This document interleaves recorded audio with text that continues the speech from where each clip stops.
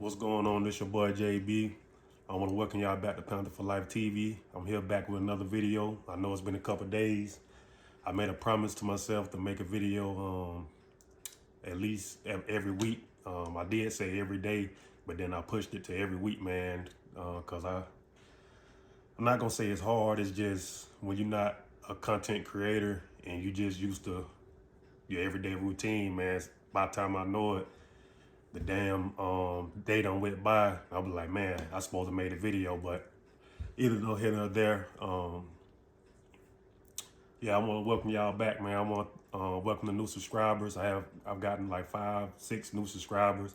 That was a big deal for me. You know, I want to thank y'all for y'all support and helping me continue to grow this channel. But yeah, we're here to talk about, man, Dan and Dave, the new GM, the new coach, press conference, and what I loved about what Dave Tepper said and his new temperament, and everything that Dan Morgan said, I absolutely loved.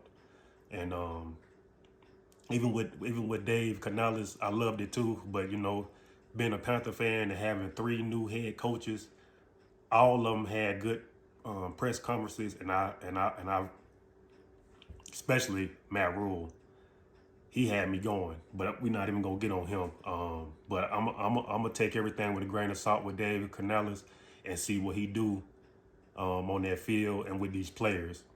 But man, the number one thing that stuck out to me that I loved is that Dave Tepper, it looks like he's learned from his mistakes, and it looks like he's gonna take a step back, because I don't know if y'all noticed his first 2 introductory to his new head coaches, he sat up there for a long time and ran his mouth, and it kind of felt like it was more about him than his actual hire. And on this one, man, he came out there, he said a few sweet little words, and he got off stage, man. He got off stage. He in the background. So the report is that he's going to stay more in the background and let people do their job, man. And I'm hoping that he does that and tell his wife to stay, tell his wife to, you know, chill out and stand down, you know, just sit back and let the people earn their money. You paying these people a lot of money, let them earn their money. You get paid to own the team. You don't get paid to coach. You don't get paid to hire people. I mean, you get paid to hire people, but you don't get paid to do the job that the people that you hired. You know, Jerry Jones has tried this since he fired Jimmy Johnson, and he hasn't sniffed a Super Bowl. So the formula is what Robert Kraft did with his Patriots, is that you write the checks, you sit back, and you out there let the coaches do what they do, man. Let the GM do what they do. Let the people that write go negotiate the contracts do what they gonna do, and you just take them for what their word is. And if they fail, you fire them and get somebody else. But if you all up in the Kool-Aid and putting your fingerprints all on it, even though you can't fire yourself, you getting most of the bulk of the criticism, when all you have to do is just sit back and collect your money, man. It's an easy thing. I wish I was the owner. Y'all wouldn't even see me. Y'all wouldn't even see me until this game day. But yeah, that's the first thing that stuck out to me was Dave Tepper standing in the background. You know, he seemed more humble. The second thing is what Dan and Dave Canales said, what Dan Morgan said and Dave Canales. What they said was players first. And it seemed like to me with the first 2 coaches that we got, it was more about their philosophy, what they're going to put in, instill with the players, and not actually making it the players first. I think when you make it the players first mentality, you win more. The only time that worked with that kind of formulas with the Patriots, and I believe that was more Tom Brady, seemed like, than Bill Belichick and his system. The more and more that we're seeing, it was more Tom Brady than actually, you know, plucking and playing anybody in any system and think you're gonna get a different outcome. You gotta do what's best for the players to a certain extent. You know what I'm saying? So I really like that. They gonna do it. They're gonna be a players first organization, and Dan Morgan said we're gonna get players in with grit. Now I hold that with a lot of weight, when somebody that's been around the organization long as Dan Morgan has, and he says that we're going to have to get players in here with more grit and passion, that goes to tell me we had a lot of BS going on in the organization, man. A lot of BS. Players that wasn't really giving their all, and it showed on film, man. You gotta have pride. Even back in the days when we had Luke Kuechly and Thomas Davis and stuff, we were losing games. The games were competitive. We were playing hard. We had a couple of games where we might get beat bad by a couple of touchdowns or something, but it was never like when we watched the whole game and we didn't even cross the 50-yard line until like the fourth quarter. It's a lot of games last year, man. We didn't even cross the 50-yard line, seemed like, offensively, until like the fourth quarter. If the defense didn't give us a short field or something, we was backed up the whole game trying to fight field position. So I like that we're going to get players in that's passionate. And I'm going to hold Dan Morgan to his word. I'm going to be watching him like a hawk because you already was here when things were bad. You see what was going on. You should know what to do to fix it. So I'm going to be on his. You feel me? If he don't get it turned around, if we don't start being competitive, I'm not saying we're gonna win the Super Bowl next year. I'm not saying we should come out the gate 5-0, 6-0, 7-0, and just be blowing people out. We got to be competitive from day one, and we got to see some progression in Bryce Young. But my bad, I'm getting a little ahead of myself. I'm gonna go back to things that I like from the press conference. My bad. Okay, they're players first. And the coaches before them, it was all about them. And another thing Dave Canales said is that he wanted everybody on the same direction, rowing the same way, seeing the same way, seeing the vision. He wanted everybody on the same page, and not necessarily on the same page with his vision. He wanted everybody on the same page for what they do best. It seems like he's an open book. He's going to be transparent. He's going to be more, what do you think? And then I'll mold my scheme around you. But if we're going to do it, we're all going to be on the same page. So I love that, man. I love that. And another thing he said that stuck out is that you got to have tough skin. He said that if, I tell you guys that we're going to be a ball first team, and when he said a ball first team, he's looking at turnovers. He wants to be at least +1 in turnovers, because he said that teams that are +1 win 80 to 85% of the ball games. So it seems like he's an analytical guy. It makes sense. Everybody knows you got to protect the football.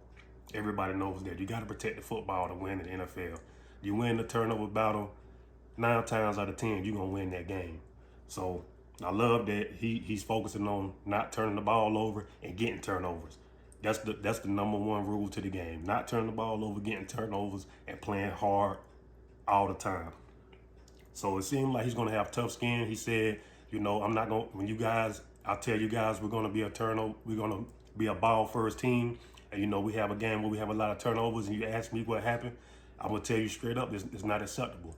He's not going to make excuses like Frank Wright did about this and about that. And, things are not as bad as what they seem, and that don't take it too serious. It's just preseason.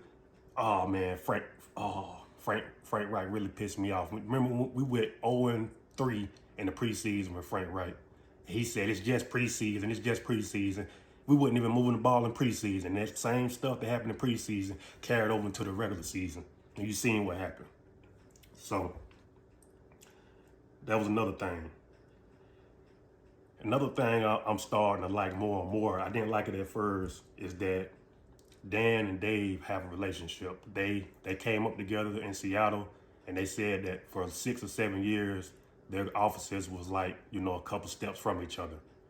So with that camaraderie, it can make Dan be more easy on them than he should. But I don't get that sense from Dan that he's going to be coming up to Dave and being all nice to him and this. Then I think that he's going to be able to say what he needs to say, and I think Dave is going to respect that in a positive way and give us the result. So I'm hoping for the best, man. I'm hoping for the best with that relationship. I don't think they're close enough to where they was just best friends hanging out. I think that they just had a good working relationship and spent a lot of time together coming up in the ranks. So I like that too. And the next thing I liked was that Dan and Dave said they're not going to put up with no BS. There's no BS.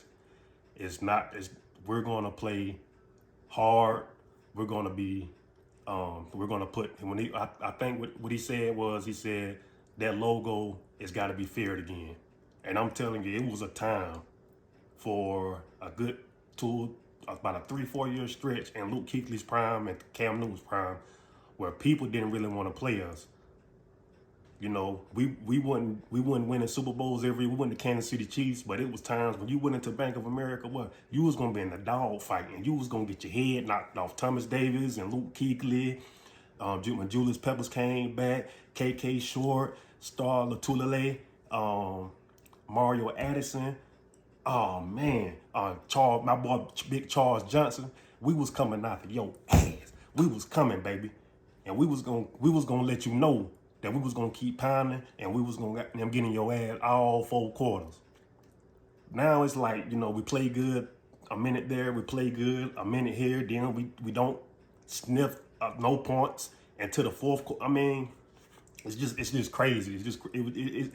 It got so bad in Carolina, man. I promise you, I've been a fan since I've been born. I had done stopped watching the games like that. I had them stop because it wasn't even real football no more, man. I know y'all Panthers fans can relate to that, man. But anyway, my last point is just that I love from the press conference is that Dan Morgan said that it didn't work. What happened? What was in the past? It didn't work, and it was a failure, and he's here to fix it. The first thing to fix something is to admit that you failed and try something new. So that's the main thing I got from this conference is that the old way was a failure, and we're coming with a new game plan and a new way. All the way up from David Tepper and his wife and how they run things, all the way down to the scouts, the players. Everything is going to be a little different. So I'm excited again. I don't got my hopes all the way up like when we signed Matt Rule and Frank Wright. I'm gonna stay in the middle with it. I'm gonna leave my predictions and wait till after we draft and get our roster together, and I'm gonna do my predictions later on of what I think we could be this season. But yeah, man, that's all I wanted to say is that from that press conference that I like what I heard. I like the vision. And if we could just stick to it, the vision, and David Tepper has some patience. Have some patience and sit back and let these people do their job. I think we can be a decent to good football team next year and maybe scare a few teams. But we gotta do it right. That's what I got from this. We're gonna try to do it right. So let me know what y'all think about the press conference and y'all thoughts about it. Drop comments down in the comment box, like the video, man, subscribe, help me grow the channel. Like I said, more videos gonna be coming. I'm gonna get better and better with it.